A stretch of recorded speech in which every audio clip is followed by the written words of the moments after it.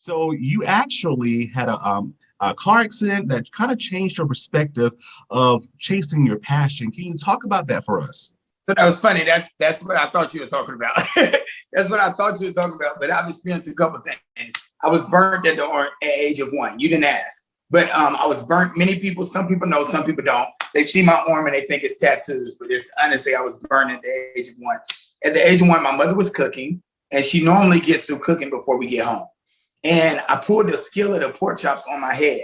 So when I pulled it on my head, it began to burn the top of my head and it began to come to my body, down my body, in a way where though my mother was afraid to touch me, she was screaming and I was screaming. So the neighbor heard us and she called the ambulance, the police.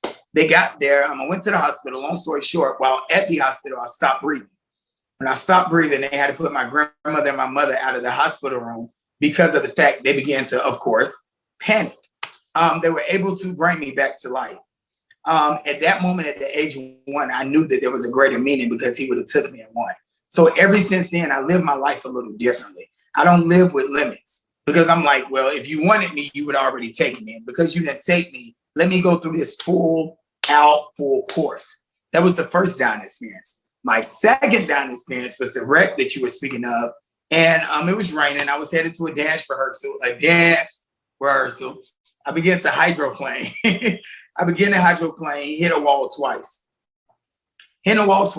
No seatbelt on. People wear your seatbelt. Still to this day, I got to make myself put on the seatbelt because I don't like no chains. I like to be free or whatever. So now I try to wear my seatbelt.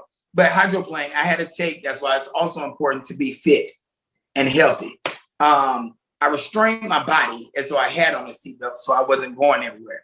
The whole time I'm literally yelling, I don't want to die, I don't want to die, I don't want to die, I don't want to die, I don't want to die. After I hit both walls and I'm able to get out and walk out, at that moment I had to ask myself the question, if I were to die and people were at my funeral, what would they say about me? If they said that I worked at Chase Bank and I was an amazing banker and I brought so much money to the bank, what does that say about me?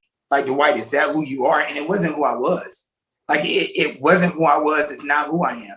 Now I'm living in my truth. So now if you come to my funeral, which I ain't gonna die, I'm gonna live forever. But now, if so happens you come to my funeral, you're gonna hear them say, I changed lives. You're gonna hear people who changed my lives speak about me and my effect on them. You're gonna really hear something that keeps me alive. When I'm no longer here, I can't tell my story, but other people will. And right now, I can honestly say I will be happy with what they say. And you got a few people like my assistant. She may be able to tell you some other stories. But ultimately, what it's going to boil down to is going to have the same theme. And I absolutely love that.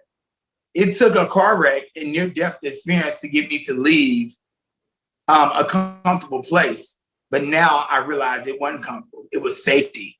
It was compromise. And you shouldn't compromise on something that's not what you want in life. You shouldn't compromise.